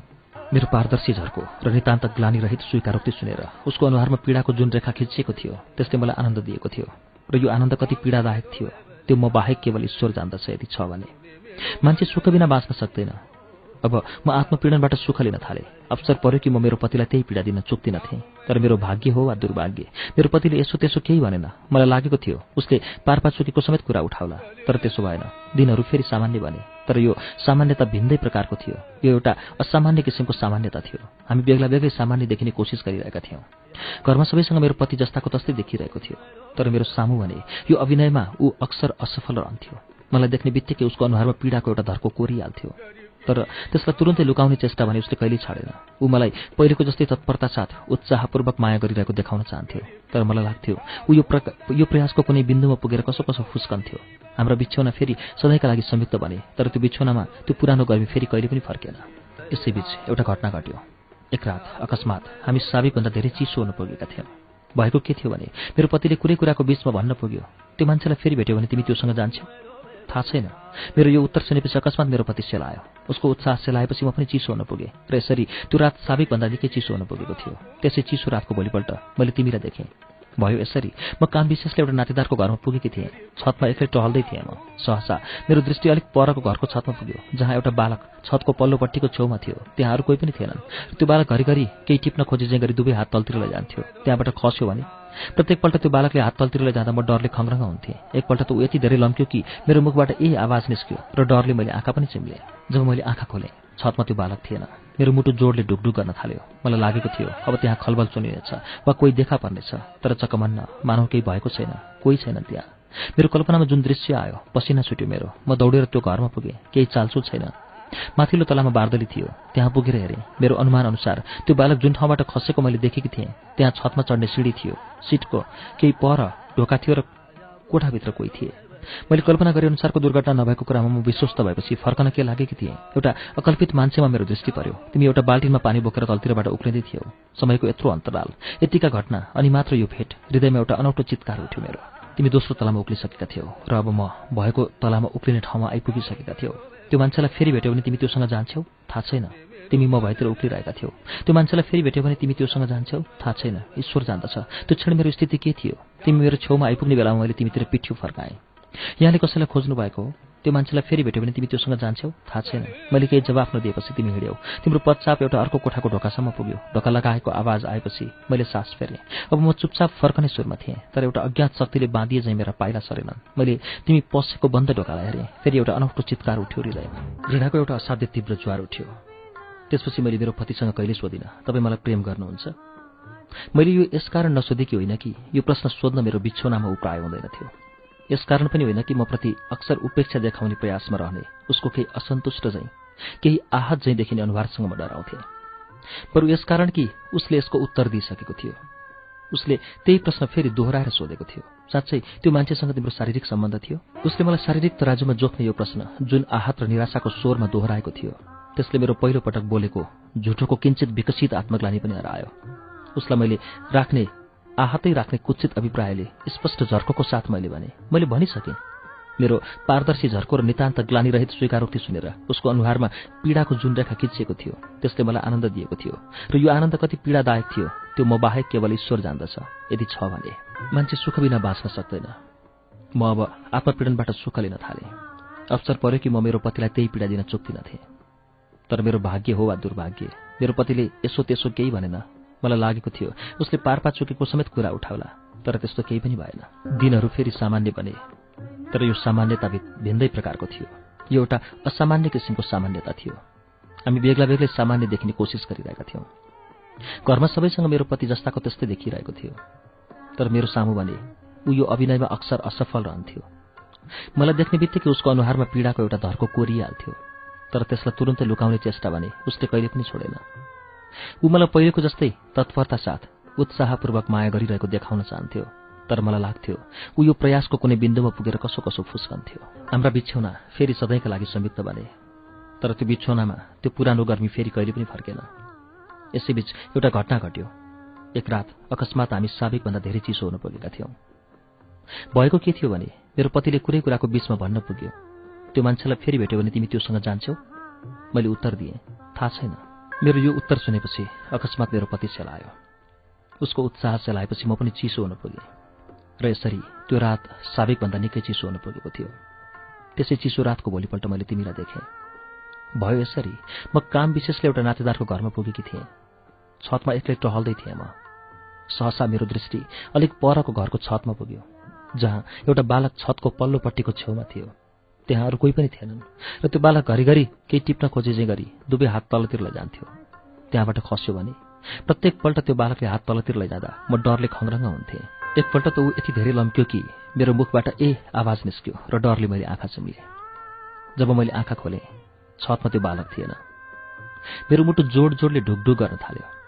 मलाई लागेको थियो अब त्यहाँ खलबल सुनिनेछ वा कोही देखा पर्नेछ। तर चकमन्न मानव केही भएको छैन, कोही छैनन् त्यहाँ। मेरो कल्पनामा जुन दृश्य आयो, पसिना छुट्यो मेरो। म दौडेर त्यो घरमा पुगेँ। केही चालचुल छैन। माथिल्लो तलामा बारदली थियो। त्यहाँ पुगेर हेरेँ। मेरो अनुमान अनुसार त्यो बालक जुन ठाउँबाट खसेको मैले देखेकी थिएँ, त्यहाँ छतमा चढ्ने सिँढी थियो। सिँढीको केही पर ढोका थियो र कोठाभित्र कोही थिए। मैले कल्पना गरे अनुसारको दुर्घटना नभएको कुरामा म विश्वस्त भएपछि फर्कन के लागेकी थिएँ। एउटा अकल्पित मान्छेमा मेरो दृष्टि पर्यो। तिमी एउटा बाल्टिनमा पानी बोकेर तलतिरबाट उक्लँदै थियौ। सबैको यत्रो अन्तराल, यतिका घटना, अनि मात्र यो भेट। हृदयमा एउटा अनौठो चित्कार उठ्यो। तिमी दोस्रो तलामा उक्लिसकेका थियौ र अब म भएको तलामा उक्लने ठाउँमा आइपुगिसकेका थियौ। मेरो मनमा केही वाक्यहरू प्रतिध्वनित भइरहेका थिए। त्यो मान्छेलाई फेरि भेट्यो भने तिमी त्योसँग जान्छौ? मैले उत्तर दिएको थिएँ, थाहा छैन। तिमी म भएतिर उक्लिरहेका थियौ। फेरि त्यो आवाज प्रतिध्वनित भयो। त्यो मान्छेलाई फेरि भेट्यो भने तिमी त्योसँग जान्छौ? थाहा छैन। ईश्वर जान्दछ त्यो क्षण मेरो स्थिति के भएको थियो। तिमी मेरो छेउमा आइपुग्ने बेलामा मैले तिमीतिर पिठ्यौँ फर्काएँ। मेरो मनमा फेरि त्यही आवाज प्रतिध्वनित भयो। मेरो पतिले सोधेको, त्यो मान्छेलाई फेरि भेट्यो भने तिमी त्योसँग जान्छौ? मैले उत्तर दिएकी थिएँ, थाहा छैन। त्यो प्रतिध्वनि त्यति बेला भएको थियो जब तिमीले मेरो पिठ्यौँ देखेर सोधेको थियौ, यहाँले कसैलाई खोज्नु भएको हो? मैले केही जवाफ नदिएपछि तिमी हिँड्यौ। तिम्रो पश्चाप एउटा अर्को कोठाको ढोकासम्म पुग्यो। ढोका लगाएको आवाज आएपछि मैले ढुक्कको सास फेरेँ। अब म चुपचाप फर्कने सुरमा थिएँ, तर एउटा अज्ञात शक्तिले बाँधिए चाहिँ मेरा पाइला सरेनन्। मैले तिमी पसेको बन्द ढोकालाई हेरेँ। फेरि एउटा अनौठो चित्कार उठ्यो हृदयमा। सिँढीको केही पर रहेको कोठाबाट कोही निस्क्यो। हेरेँ एउटी आइमाई थिइन्, साधारण लवाई खवाइकी। कसलाई खोज्नु भएको हजुरले? उनले सोधिन्। मेरो लवाई र व्यक्तित्वलाई नापेर हजुर सम्बोधन गरेकी थिइन् सायद तिनले। मैले उत्तर दिएँ, कसैलाई पनि होइन। तिनले मलाई हेरिरहेकी थिइन्। त्यो हेराइमा केही विस्मय र केही आदरभाव टप्कन्थ्यो। मैले मेरो आगमनको कारण बताएँ। ती नानीलाई मैले नै ओह्रालेकी हुँ। उनले हाँस्दै स्पष्ट गरिन्। त्यो हँसाइमा कृतज्ञता झल्किरहेको थियो। त्यतिखेर मैले छतमा देखेको बालक, जो उसको छोरो रहेछ, बाहिर निस्क्यो। म त्यही सिँढीमा बसेँ र त्यो बालकलाई काखमा लिएर माया गर्न थालेँ। त्यो आइमाई निकै मिलनसार ठहरी। उसले मलाई चकटी ल्याएर ओछ्याइदिए र कुरा गर्न थाली। मैले पनि चाख देखाएकोले एकैछिनमा नै ऊ यति खुलेर कुरा गर्न थाले कि हामी चिरपरिचित चाहिँ कुरा गरिरहेका थियौँ। कुरै कुरामा उसले छेउको कोठामा बस्ने बाबु अर्थात् तिम्रो बारेमा पनि निकै कुरा बताए। मलाई उठ्न मन लागेको थिएन। मैले उसलाई हाँस्दै भने, म त तपाईँको ननिन्त्याएको पाहुना नै भएँ, अनि चिया खुवाउनुहुन्न? ऊ केही सङ्कोचका साथ भित्र गई। उसको छोरो पनि गयो। म एक्लो भएँ, एकदम एक्लो।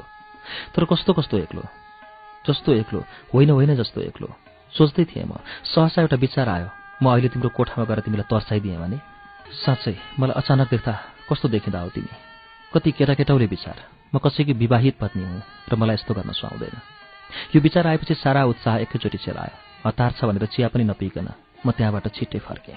मैले तिमीलाई नभेटेर ठिक गरेँ या बेठिक बाटोमा सोच्न खोज्दै थिएँ म। तर त्यो विचारलाई जबरजस्ती पन्छाएँ। मैले जबरजस्ती सोचेँ, मेरो जीवनमा अब तिम्रो लागि कुनै स्थान छैन। तिमीसित मलाई कुनै प्रकारको सरोकार छैन। त्यसैले तिमीलाई नभेट्नु ठिक कि बेठिक भन्ने प्रश्नै उठ्दैन। त्यसै साँझ मैले मेरो पतिलाई भने, म तपाईँलाई माया गर्छु। मेरो पतिले भन्यो, म पनि तिमीलाई माया गर्छु। उसको जवाफ सुनेर किन हो म निराश भएँ। मैले मनमा नै भने, म तपाईँलाई घृणा गर्छु। र साँच्चै मैले उसलाई घृणा गरेँ सन्जी। तर सन्जी, म घृणासँग पनि थाकिसकेकी थिएँ। अब म मेरो पतिलाई घृणा होइन, अर्कै केही गर्न चाहन्थेँ। र मलाई थाहा थिएन त्यो अर्कै केही के थियो। के होला त्यो? सहानुभूति, स्नेह, दया वा प्रेम? त्यो प्रेम थिएन। ईश्वर किन भएन त्यो प्रेम? किनभने जब जब म मेरो पतिलाई भन्दथे म तपाईँलाई प्रेम गर्छु, तब मलाई लाग्दथ्यो मैले बोलिरहेका शब्द हुन्, म तपाईँलाई घृणा गर्छु। र जब हाम्रो बीच प्रेमको कुरा हुँदैन थियो, मलाई लाग्थ्यो म मेरो पतिलाई माया गर्छु। ईश्वर मलाई किन यति विचित्र कठोर, यति शुष्क, यति बाँझी बनाइदियो? म चाहेर पनि कसैलाई माया गर्न सक्दिनँ। किन सुकायो मेरो प्रेमको मुहान? कसले थुन्यो मेरो प्रेमको मुहान? कसले थुन्यो मेरो प्रेमको मुहान? सन्जीले? म त्यसलाई घृणा गर्छु, म त्यसलाई घृणा बाहेक केही पनि गर्दिनँ। होइन, म त्यसलाई घृणा पनि गर्दिनँ, त्यसलाई म केही पनि गर्दिनँ। त्योसँग मलाई सरोकार नै छैन। त्यसलाई म चिन्दिनँ, जान्दिनँ। तर यो ढटाइ पनि धेरै समय टिकेन। के त म अझै तिमीबाट मुक्त भएकी छैन? नभएको भए पनि अब म तिमीबाट मुक्त हुनैपर्छ। त्यसैले मैले आफूलाई विश्वास दिलाएँ, तिमी मलाई प्रेम नै गर्दैनथ्यौ। त्यो त मेरो भ्रम मात्र थियो। मैले तिम्रो बारेमा जे सोचेकी थिएँ त्यो मेरो अबुझपनाको कारणले उब्जेको भ्रम थियो। यसरी मैले आफैमाथि जबरजस्ती थोपरेको यो विश्वास भने अचम्म फेरि हराएर बिस्तारै मलाई शङ्का लाग्न थाल्यो कि साँच्चै तिमी मलाई प्रेम गर्थ्यौ त? यदि तिमी मलाई प्रेम गर्दैनथ्यौ र सब मेरो भ्रम थियो भने मैले एकैचोटि मुक्त र हताश दुवै अनुभव गरेँ आफूलाई। जे होस्, मलाई मुक्ति चाहिएको थियो। पत्यारै नलाग्ने गरी एक दिन म घरबाट निस्केँ। के जान्न भने तिमी मलाई प्रेम गर्दथ्यौ वा गर्दैनथ्यौ। तर सन्जी, म तिमीलाई नभेटिकन विषयबाट फर्केँ। तिम्रो सामना गर्ने आँट ममा फेरि पनि आएन। त्यसपछि मलाई लाग्यो यो मेरो जिन्दगीको अन्तिम बिसौनी हो। त्यसभन्दा उता केही पनि छैन। अब पाउने गुमाउने कुरा केही पनि छैन। जिन्दगीले अब एउटा स्थायी इक्विलिब्रियम पाइसकेको छ। अब उता मेरो घर, पति, म भित्रको म र अरू धेरै कुराहरू सँगसँगै समानान्तर अघि बढिरहनेछन् अनन्तसम्म, र कहीँ पनि कसैको कसैसँग भेट वा बिछोड हुने छैन। मैले चाहे पनि त्यस्तै। मलाई लाग्यो जहाँ जे सस्तो छ त्यस्तै होस्, त्यत्तिकै चलिरहोस्, कहीँ कतै केही पनि नहोस्। ममा अब कुनै सानोभन्दा सानो परिवर्तन पनि वहन गर्ने क्षमता छ भन्ने कुरामा मलाई विश्वास थिएन। तर यहाँ पनि नियतिले मलाई धोका दियो। मलाई तिमीसँग भेट्नु नै रहेछ। हामीलाई एउटा भोजको निम्ति आएको थियो। मलाई बाहिर निस्कने मन थिएन, त्यसैले मैले जान्न भनिदिएँ। तर मेरो पतिले जुन अनुनयको दृष्टिले मलाई हेऱ्यो, मैले आफूलाई सम्हाल्न सकिनँ। पहिलोपल्ट मैले पतिलाई अँगालो हालेर रोएँ, तर ऊ चुपचाप उभिरह्यो। उसले मेरो कपाल सुमसुमाएन, आँसु पुछिदिएन। मेरो अँगालो बिस्तारै बिस्तारै फुकाएर भन्यो, ल अब तयार हौ। मेकअप गर्दा म ऐनामा देखिरहेको थिएँ ऊ मलाई एकटकले हेर्दैछ। मेकअप सकेपछि म उसको सामु उभिएँ। ऊ प्रतिक्रिया रहित देखिने कोसिसमा थियो, तर मलाई थाहा थियो ऊ मलाई यो श्रृङ्गारमा देखेर मुग्ध छ। किन हो कुन्नी, मलाई उसँग कुरा गर्न मन लाग्यो। मैले उसँग गाजरको कोष लामो भयो कि, लिपस्टिकको रङ ठिक छ कि, साडीसँग ब्लाउज मिल्यो, कुन सल लिउँ इत्यादि प्रश्न गरे। उसले धेरैजसो हो वा होइनमा उत्तर दियो। त्यसपछि हामी निस्क्यौँ। जहाँ हामीलाई हिँड्नु पर्यो त्यहाँ मैले उसको पाखुरा समातेको थिएँ। यसो गर्दा किन हो, मैले आफूलाई सुरक्षित अनुभव गरिरहेकी थिएँ। भोजको ठाउँमा पुगेको एकछिन मात्र के भएको थियो, मैले तिमीलाई त्यहाँ देखेँ। मेरो सातो गयो। म तिमीबाट भेटिन चाहन्नथेँ, तर तिमीले मलाई देखिसकेछौ। हेलो, टाढैबाट तिमीले हात हल्लायौ। उफ, तिमी बदलिएकै थिएनौ। मैले मेरो पतिको मुखमा हेरेँ। उसले मलाई मुस्काउँदै सोध्यो, यो कहीँ त्यही मान्छे त होइन? होइन, मेरो मुखबाट निस्किहाल्यो। किन हो, मलाई निको लागेन। म सच्याउन खोज्दै थिएँ, तिमी आइपुग्यौ। नमस्कार। मेरा दुवै हात जोडिए। तिमीले पनि के असजिलो मान्दै हात जोड्यौ? परिचय गर्नुहोस्, यहाँ मेरो श्रीमान। मैले बताएँ। रविकान्त, मेरो पतिले आफ्नो नाम बतायो। तिमीले मेरो पतिलाई नमस्कार गर्यौ। र यहाँ मेरो क्याम्पसको सहपाठी। म तिम्रो नाम बताउँदै थिएँ। त्यति नै बेला मेरो पतिलाई कसैले बोलायो। Excuse me. मेरो पति हामीलाई छोडेर बोलाएको ठाउँमा गयो। म निरुपाए तिमीसँगै रहनु पर्यो। म कस्तो कस्तो सपना जस्तो, तन्द्रा जस्तो अनुभव गरिरहेकी थिएँ। बेहोसीमा जस्तो मैले के बोलेँ के। तर तिम्रो अनुहार भने मैले बिरलै हेरेँ होला। मलाई लाग्यो मैले तिम्रो अनुहार हेरिरहेँ भने त्यही छताछुल्ल फुट्नेछु, भत्किनेछु। मेरो ओठमुख सुकिरहेको थियो। मेरो पति आएपछि म केही सामान्य बनेकी थिएँ। भोजनपछि म पुरै सामान्य बनिसकेकी थिएँ। मेरो पतिले अलि बढ्दै पिएको थियो र ऊ साथीहरूसँग गफमा व्यस्त थियो। म एक्लै थिएँ र त्यतिन्जेल मैले एउटा अठोट गरिसकेकी थिएँ। म कुनै बहानाले तिमी भएको ठाउँमा पुगेँ। सोधेँ, गफ गर्दैनौ? मेरो यो अकस्मातको खुलापन देखेर तिमी केही विस्मित देखियौ र कुर्सी मिलाइदिँदै भन्यौ, बस्नुहोस् न। तिमी अझै तपाईँमा थियौ। मैले भने, यहाँ होइन, आऊ बाहिर जाउँ। बाहिर पुगुन्जेल तिमी पनि तिमीमा ओर्लिसकेका थियौ। मैले तिमीसित खुब खुलेर कुरा गरेँ। यसमा म पहिलेदेखि नै सतर्क थिएँ। निकै बेर यताउताका कुरा भए। मैले मेरो पतिको बारेमा बताएँ। ऊ मलाई खुब माया गर्छ। जीवनप्रति म सन्तुष्ट छु र भविष्यप्रति आश्वस्त छु इत्यादि। तर म जे चाहन्थेँ त्यो चाहिँ अझै निकाल्न सकिरहेकी थिइनँ। आखिरमा सोधिहालेँ मैले, एउटा कुरा जान्ने खुब उत्सुकता छ मलाई, तिमी नराडिकन भन्छौ? तिमीले भन्यौ, भन न कस्तो कुरा? तिमी मलाई प्रेम गर्दथ्यौ? तिमीले मलाई विस्मित नजरले हेऱ्यौ। मैले हाँसेर भने, हेर, अब मेरो एउटा सुखी दाम्पत्य जीवन छ। मलाई पुराना कुराहरूले केही फरक पार्दैन। मैले त त्यसै जिज्ञासावश सोधेकी हुँ। तिमीले केही जवाफ दिएनौ। सायद सोच्दै थियो के भन्नु उचित पर्ला भनेर। मैले भने, सोच्दैछौ? मैले त्यस्तो सोचेर जवाफ दिनुपर्ने खालको कठिन प्रश्न गरे जस्तो त लाग्दैन। त्यसपछि म हाँसेँ। भइगयो, म तिमीलाई कर गर्दिनँ। हामी अर्कै विषयमा कुरा गरौँ। तर अर्को विषयको न तिमीले थालनी गर्यौ न मैले। अनि मैले नै प्रसङ्ग बदले। भोजको बारेमा तिम्रो के राय छ? तिमी गम्भीर देखियौ। मेरो सम्पूर्ण ध्यान केही बोल्न उग्रिरहेको तिम्रो ओठमा केन्द्रित थियो। वास्तवमा तिमीले बोल्न सुरु गर्यौ। मेरो श्वास रोकियो। मुटुको स्पन्दन बन्द भयो। मेरा सबै अङ्गहरू निर्जीव, चेतहीन, अस्तित्वहीन बने। म सिर्फ तिम्रा शब्द सुनिरहेको मेरो कानमा जीवित थिएँ। मेरो सम्पूर्ण प्राण, सम्पूर्ण चेत, सम्पूर्ण अस्तित्व सोहोरिएर मेरो कानमा संकेन्द्रित भयो। तिम्रो एक एक शब्द, एक एक अक्षर, एक एक भाइब्रेसन मेरा कानले निले। तिमीले अगाडि भन्यौ, वास्तवमा म तिमीलाई भित्रभित्रै चाहन्थेँ। मानौ हिँड्दा हिँड्दै समयको पाइला एकाएक रोकियो। मानौ एक निमेषमा म भित्र हजारौं हजार भयानक प्रलयहरू गए। तर हामी बीच जुन आर्थिक सामाजिक दूरी, तिमीले यसो भनेपछि मलाई अब केही पनि सुन्नु थिएन। मैले बिचैमा झल्यास सम्झे जस्तो गरेर भने, ओहो, हामीले निकै बेर कुरा गर्यौं। मेरो श्रीमान मलाई खोज्दै हुनुहुन्छ होला, जाउँ। म तिमीलाई पर्खिँदा पनि नफर्किकन भित्र गएँ। म एकान्त चाहन्थेँ। चारैतिर हेरेँ, तर त्यस्तो ठाउँ कतै थिएन। मेरो पति अझै गफमा व्यस्त थियो। मैले उसलाई मेरो टाउको दुखेको छ भनी बताएँ र घर जाने आग्रह गरेँ। ऊ केही असजिलोसँग उठ्यो। म उसको साथ चाहन्नथेँ। मैले भने, चाहनुहुन्छ भने बस्नुहोस्, मेरो टाउको दुखेर मात्र, म एक्लै फर्कन्छु। त्यसपछि मेरो पति मलाई घर फर्कने गाडीको बन्दोबस्त मिलाएर त्यहीँ बस्यो। म फर्केँ। घर पुग्दा म आधा पागल भइसकेकी थिएँ। कोठामा छिर्नासाथ ढोका थुनेर रोएँ। सोचेकी थिएँ म रोइसकेपछि ठिक हुनेछु। मेरो पति अबेर घर फर्क्यो र बिछौनामा पल्टने बित्तिकै निदा आयो। तर मेरो निद्रा कोसौं टाढा थियो। तिम्रा शब्द प्रत्येक मेरा कानमा दोहोरिरहेका थिए। म तिमीलाई भित्रभित्रै चाहन्थेँ। उफ, किन ढाँटिदिएनौ सन्जी, किन ढाँटेनौ? अब म कहाँ खोजौँ मेरो मुक्ति? रुँदा रुँदा जब मेरा आँसु शेष रहेनन्, तिमी कल्पनै गर्न सक्दैनौ मैले के गरेँ। मैले तिम्रो मृत्युको कामना गरेँ सन्जी। मैले तिम्रो मृत्युको लागि प्रार्थना गरेँ। भयानक, घोर, पापमय प्रार्थना। तर मैले गरेँ।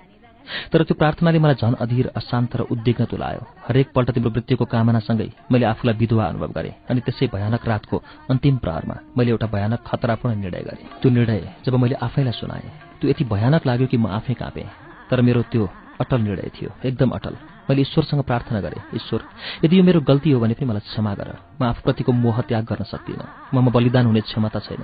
म सांसारिक प्रेम चाहन्छु। म यसै संसारमा बाँच्न चाहन्छु। अनि मैले शान्ति अनुभव गरेँ। मलाई लाग्यो मेरो निर्णय ठिक छ, नत्र म किन शान्ति अनुभव गर्दैछु। दिउँसो मैले आफूलाई सम्पूर्ण रूपले तयार पारेँ।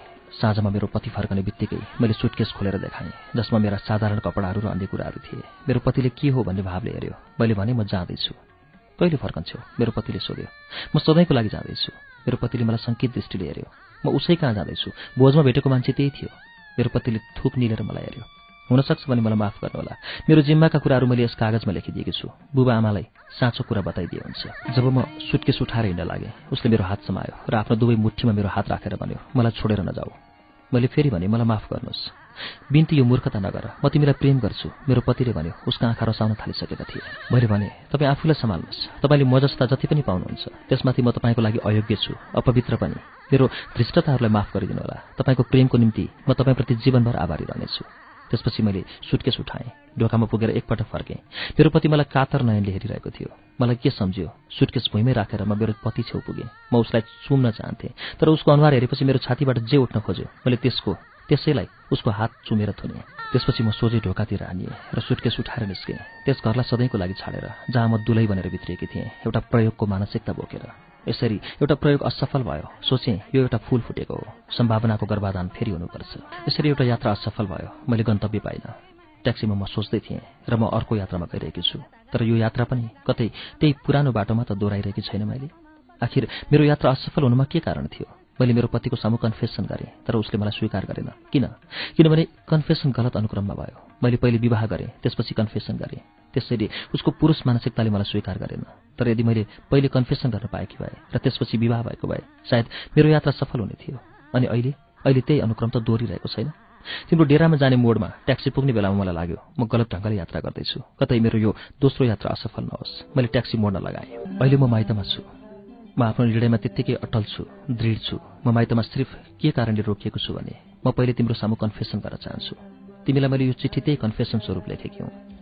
अब सन्जी, मेरो जिन्दगीका प्रत्येक पानाहरू तिम्रो सामु छन्। अब म थाकिसकेकी छु, खरिसकेकी छु। देखिहाल्यो, मैले चाहेर पनि अरूलाई प्रेम गर्न सकिनँ। मलाई नियतिमाथि विश्वास थिएन, तर अब मलाई लागिरहेछ म तिम्रै निम्ति निर्मित हुँ। मलाई स्वीकार गर, मलाई लिन आऊ। मलाई जुनसुकै झुपडीमा राख, तिम्रो अँगालो मलाई कहिले साँगुरो हुने छैन। प्रतीक्षारत, कुसा। फेरि पत्रको तल, पुनश्च मलाई माफ गर, मैले निर्णय बदले। हिजो साँझ मेरो पति यहाँ आइपुग्यो। ऊ ध्वस्त छ। उसले भन्यो, ऊ म बिना बाँच्नै सक्दैन। मैले आफूलाई सम्हाल्न सकिनँ, रोएँ। उसको दयनीय अवस्थामाथि करुणा मात्र थिएन त्यो। मलाई थाहा छैन यो के हो, परन्तु एउटा नौलो तर एकदमै बलियो भावना अनुभव गरेँ मैले उसप्रति। राति हामी सँगै सुत्यौँ। मैले उसलाई मेरो बारेमा साँचो कुरा बताएँ, तर उसलाई कुनै कुराको मतलब थिएन। ऊ फगत मलाई चाहन्थ्यो। बस रातभरि हामी एकअर्काको आँसुले भिजिरह्यौँ। बिहान म बिउँझदा ऊ मेरो अँगालोमा यसरी शान्त निदाइरहेको थियो। अचानक मलाई मेरा सम्पूर्ण प्रश्नहरूको, सम्पूर्ण प्रार्थनाहरूको उत्तर प्राप्त भएको जस्तो लाग्यो। मलाई ती खास प्रश्नहरू र प्रार्थनाहरूको सम्झना आइरहेको थिएन, तर अचम्म मलाई तिनीहरूलाई सम्झिरहनु पर्ने खाँचो पटक्कै महसुस भएन। दिन नयाँ उज्यालो लिएर आयो। समयको यस्तो ताजापन मलाई सम्झना छैन। पछिल्लो पटक कहिले अनुभव गरेकी थिएँ। आज म उसँग घर फर्कँदैछु। यो चिठी मैले च्यातिदिनु पर्थ्यो होला, कोसिस पनि गरेकी हुँ, तर किन च्यात्न सकिनँ, च्यात्नै मन लागेन। सञ्जी, यो चिठीका कतिपय हरफहरूका अब कुनै अर्थ बाँकी रहेनन्। तिनलाई मैले केरिदिनु पर्थ्यो, तर त्यसो गर्न पाइनँ। यो चिठीलाई दोहोऱ्याएर हेर्न सकिनँ। तिमी आफैले मिलाएर पढ्नु। ल त साथी, बिदा। मेरो जीवनको यो नयाँ यात्रामा मलाई शुभकामनाहरू देऊ। बिदा।